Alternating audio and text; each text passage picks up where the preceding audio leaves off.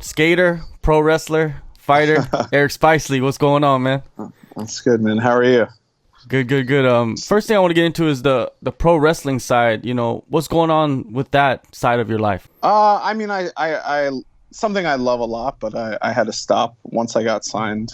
I think it's deemed something that's like dangerous, you know? So, I remember when I first got signed, like Joe Silva was like, I asked him if I could pro wrestle. He was like, I can't tell you no, but I would highly recommend you don't do that. Which usually means like, don't fucking do that at all. All right. Well, you see Cowboy Cerrone going around flying through the air and jumping on with those suits and stuff. But Cowboy's that's Cowboy, risky. though, you know? Like, Cowboy can do whatever the hell he wants. I'm a nobody, you know? Well, hey, I'm looking for equal opportunities for everybody, man. You know, like a big topic right now in MMA is the judging. You know, it's been very controversial as of late. And I wanted to get your thoughts on this new thing that they're trying out in Kansas. I think this weekend is the open scoring. Have you heard about this? I've heard about it, but I didn't read about it. I don't know what that means. Most of my fights, like I've only ever had like 2 decisions, maybe 2 or 3. So I either finish or get finished. So I really have no idea about that. I couldn't tell you what it means at all. Can you explain it to me? Yeah. Well, what they do is after every round, they'll tell everybody the score, the judges' scores. So the fighters will know, the coaches will know, and the audience will know. I don't know if I like that. Do you think that would have a big effect or impact on the fight? I feel like if you know you're winning, then you're gonna coast or like you're gonna be less inclined to finish the fight.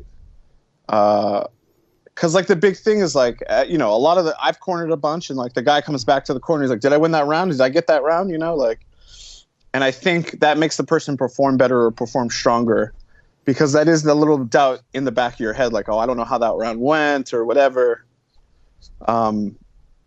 So yeah, I don't know. I feel like that'd be really uncomfortable. I think like letting the fans know, but like letting the fighters know seems really weird. Yeah, in Japan they've been doing it. Pancrase, they've been doing it for the past couple years, and what they do is they announce it in the arena on the loudspeaker. That's fucking crazy. Yeah, it's weird. Well, man. I guess it's like it could help. Like if you know you lost, then you could you know step up to try to win. Because it's bad when guys lose and they're surprised. You know, they're like, oh, I thought I was winning the whole fight and I just lost a split decision or something, and they're shocked. You know, like maybe Jones versus Reyes. Like he was shocked that he lost. So I guess I could help. I don't know. That just seems so crazy to me. Yeah, I'm very interested to see what happens. Like you're already like it's such a high stress environment. Like you're already like I think that would like another thing to think about would just be that would kill me. You know, like it would just be like, oh, okay, I just lost this round. Like I'm getting beat up and then they just announce to everyone that I lost the round too. It's like, it just seems like it'd be too much. Yeah, I think Invicta's doing it. So the ladies will kick it off, which is kind of that's unique super and wild. Yeah, man, it's I'm interested to see what happens, but like it can be good, it can be bad.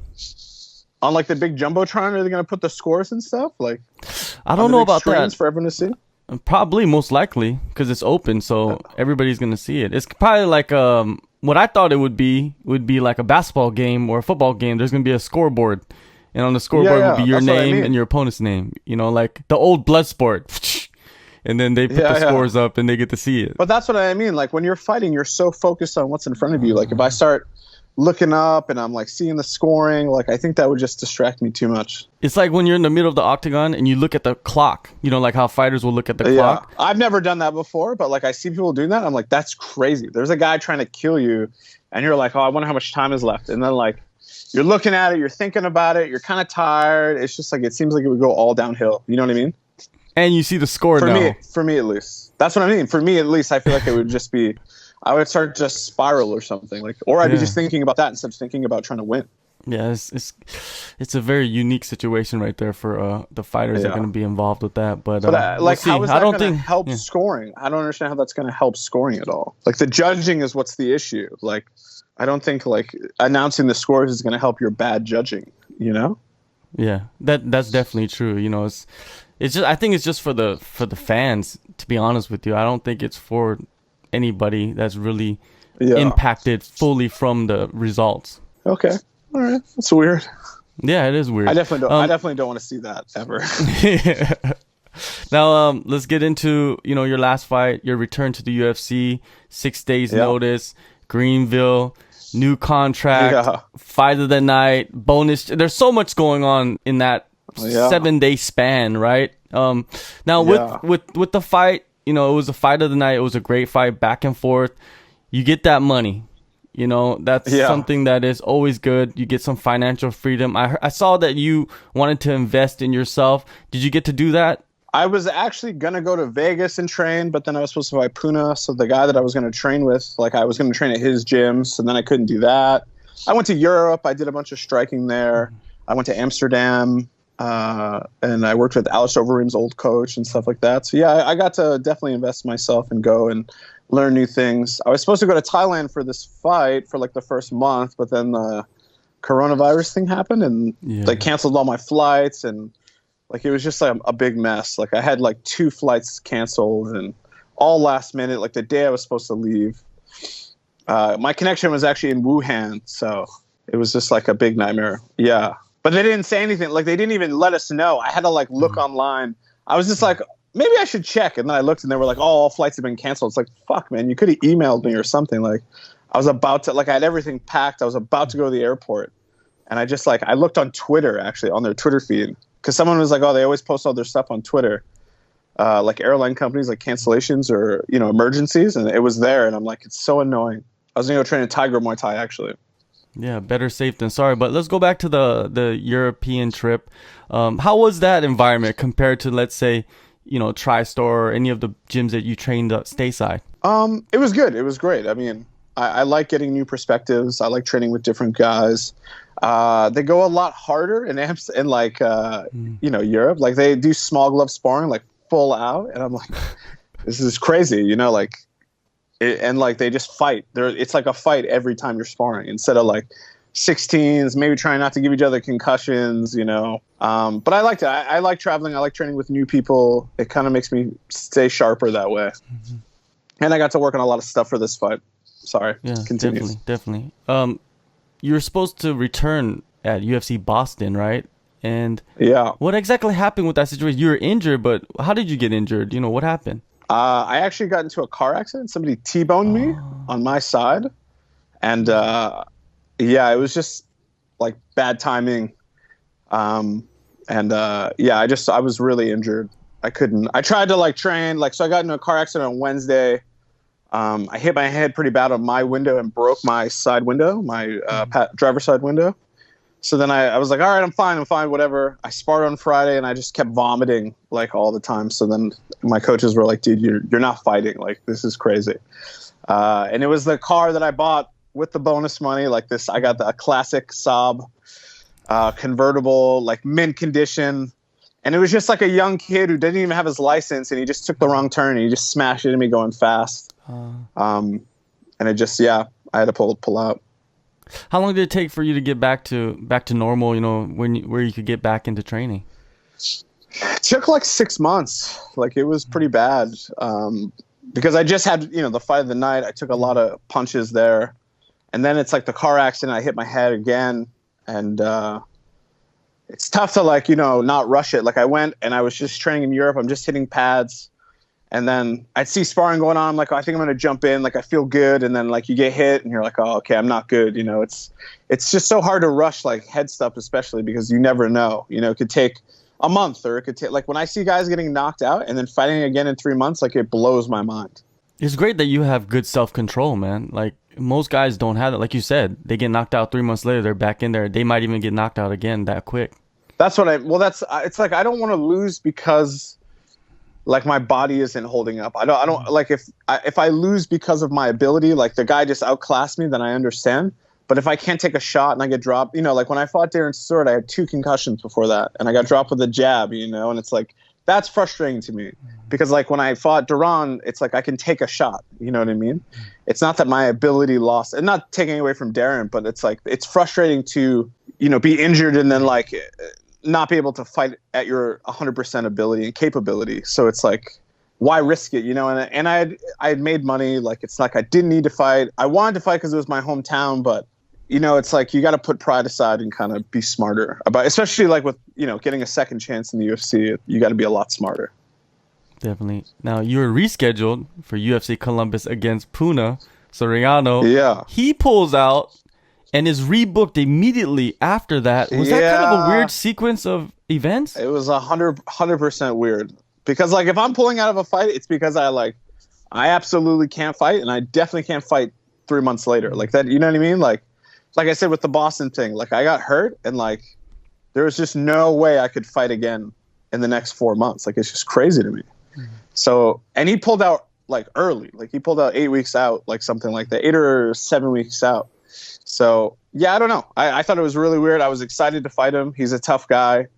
I think my opponent now is much tougher, which is good. I like tough fights, but yeah, it was very strange. I saw that and I was like, that's really weird to be rebooked already after pulling out of a fight. Like, when I pulled out, it's not like they even called me for a while, Well, at least you got a replacement. Sometimes they'll pull guys and then the other guys just sitting on the island, you know what I mean? Like, what do I do? Yeah. For a while, right? Yeah. I'm happy to fight it. Like I said, I'd fight anybody. My manager didn't even, he knows that I'm going to accept anyone they ask. So, like, he texted me and he was like, hey, Puna's out. Do you want Roman Kopylov? Accepted? And I was like, yeah, of course. And he was like, yeah, I already said yes. I just wanted to make sure, double check or whatever. Like, I'm not going to say no. And it's good that, like, it's a lefty, Yeah. Roman, he's a former Fight Night middleweight champ, a guy that came up in the European scene. What are your thoughts on him? He fought this guy Carl Robinson that I know, and Carl's more of a kickboxer, and I think Carl worked him and then submitted him, which is where I'm stronger at. So I think he's tough. I think he's good. I think it's not going to be an easy fight. I think it's going to be like I've been training hard, and like I think it's going to be a tough fight. I didn't see too much of him before he got signed, so it was a little tough. Like, I had to kind of catch up, and it's hard to judge like the fights before the UFC, like when guys are kind of on the European scene, and I don't know. Like I said, it's always tough, and then they get signed, and then they don't do well. You know what I mean? Training wise, you were preparing for Puna, but is it enough notice to where you don't really have to make too many changes to your camp? Yeah, it was plenty of notice. Like I said, they're both lefties. They do have different styles, like where Puna's coming forward a lot and trying to knock you. You know what I mean? He's trying to he's throwing bombs only 100%. And Roman kind of backs up a little bit more. He counters a little bit more. He's got like a karate style. So we had to tweak some things, but it wasn't that much. It wasn't, if it was like a week's notice, it might be a little different, but it was plenty of time. TriStar, there's so many bodies up there, so many guys, so many high-level athletes. Who are you working with closely for this fight? I'm working with a lot of guys. Got like this guy Harris, who's a up-and-coming 170, who's really good lefty. Olivier Albon-Mercier, Andrew Sanchez, this guy Jaron Buckner has been really helping me a lot. Mandel Nallo, he's in Bellator. He's a 55er who's really good, but he's very long and he's tricky.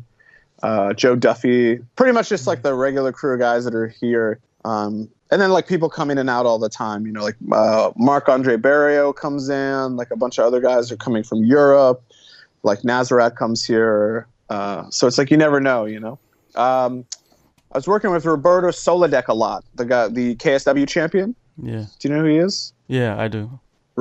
He's very, very, very good striker, very good lefty, and he helped me a lot for this fight. I saw Johnny Walker's up there too. Did you get to work with him? Yeah, Johnny was here. Yeah, I sparred with Johnny a bunch, but he's a bit, he's a wild man. So, it was more to help him than it was to help me. But yeah, like he worked hard. He had a crazy camp. I think this is probably the hardest he's ever trained. He's just, if you spar with him, like, you got to be careful. Like, he jump knees and spinning wheel kicks, and he's a big guy. And yeah, it was weird. Like, some guys are 205ers, and he's like a real 205er, like a 6'5", like, and he's athletic. Like, the first time we sparred, he jump kneed me, and I looked at him like, come on, man, please don't knock me out. Like, this is crazy. Yeah, he just left the other day. Oh, he just left the other day. we know you're a beast, man, on the ground, but you've been getting knockouts lately, and you mentioned that you went to Europe, work on sharpen up your striking more. You know, like, is that the main focus that you've been working on for the past, like, let's say a year? Is the hands, the knees, the kicks? Yeah. The thing is like confidence mostly. Like I would always work on my striking, but I would never feel confident to let it go. And like at this level on the ground, like you have to hurt guys, you have to wear them out. You know what I mean? You can't just take somebody like there's very few people like Damian Maia that can do that. Like even Jacare, you know, it's mostly stand up and then he hurts the guy and then takes him down, submits him. So I've just been working on getting like more well-rounded. You know, you have to fight standing up. Every fight starts on your feet. And it's more exciting. You know what I mean? Like, I think the most fun I ever had was fighting Deron Winn. Like, it was just, you know, like so much fun. So it's good to know that like I can hurt people and I can take a shot, stuff like that. Is that like is that kind of like a focus of yours moving forward? Is like, I need to hurt these guys on the feet, rock them, and then take their neck, you know, take their arm, take their leg. Is that kind of like the sequence that you're looking for? I think, I mean, just the way the fights are going nowadays, like like everyone's so good. That's what I'm saying. Like the days of just taking guys down and submitting them are over. Like it's like you have to be competitive on the feet, and like you also have to be able to transition to the ground really well. It's just the same thing with wrestling. Like you have to be able to wrestle in some capacity. You know what I mean? So I would love to just knock guys out. I would love to, you know what I mean? Like I tried to knock Duran out. 6 days notice, I was pretty tired. But like I hit him with some good shots, and I was able to stay in the fight. You know, like I said, despite short notice, big weight cut. Like I think it's important. I think it's important to be competitive on the feet. It's going to only open up your jiu-jitsu. You know what I mean? In the past, I've seen that you said you've been online. You kind of go in there and read a little bit of what people write, you know, about the sport and about you yourself. Do you still do that? Yeah. No, I stopped. But also, like, I think people just kind of gave me a little bit more respect. Like, at first, it was pretty bad. Like, the shit they were saying was... I remember when I was fighting Thiago Santos, like, Reddit was... it was rough, man. Like, they were saying it was going to be the first public execution in UFC history. Oh. Somebody asked if I had sex with Joe Silva's daughter, and he was punishing me.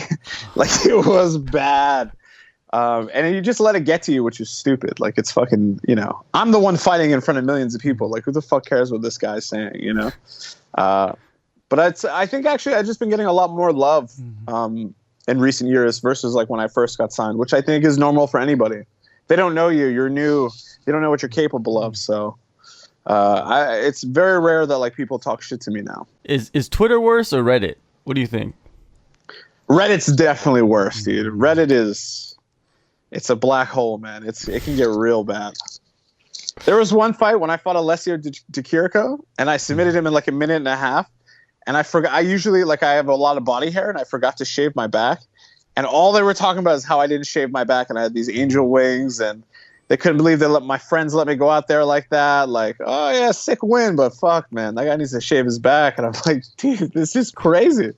Like, nothing is good enough for the fans, you know? I submitted him with a triangle in a minute and a half without getting punched, and the only thing you're focusing on is like my back hair. Yeah, I think that submission was ranked like top 10 that year, from what I remember. I think the Thiago Santos one was. Oh, okay. That was one of those submissions, and it was ranked like number 2 upset of the year or something like that. Yeah. Sick. Yeah. Now, one last thing before I let you go. You know, success in combat sports. I know you've been around the sport for a long time. You're hitting your second run in the UFC. What do you look at it as? Like, do you look at like legacy is more important for a fighter, or money, or is it titles? What is it for you? I mean, success is for everyone. It's very different. You know, it's. Like I want to compete at the highest level, and I just want to win, but I also want to be appreciated for what I've accomplished and what I've done, and I think that to me is success. Like, you know, there's so many guys that don't win belts that are beloved, you know, and I think that because of their fighting style, because of their ability, because of the, you know, the wars they've had or whatever, and I think that to me is what success is. Like, not everyone's going to be George St. Pierre. Not everyone's going to be John Jones. We're all not going to be rich. We're probably all going to like leave the sport broke or, you know, whatever. But like, I've gotten to accomplish a lot of good stuff. I've gotten to travel the world. Like, I grew up pretty poor. I've been able to like buy whatever I want, travel, see the world, and every time I'm on an airplane, like I'm very reflective and thankful and appreciative. And I think that's success to me. Just like I set goals and I accomplish them, and that's what keeps me going. Well, you get to continue that, man. March 28th, UFC on ESPN 8, Columbus, Ohio. Thank you, Eric, so much, man, for the time. Good luck on the fight, and good luck on everything that you're doing outside of fighting. Thanks, man. I appreciate it, man. Thank you.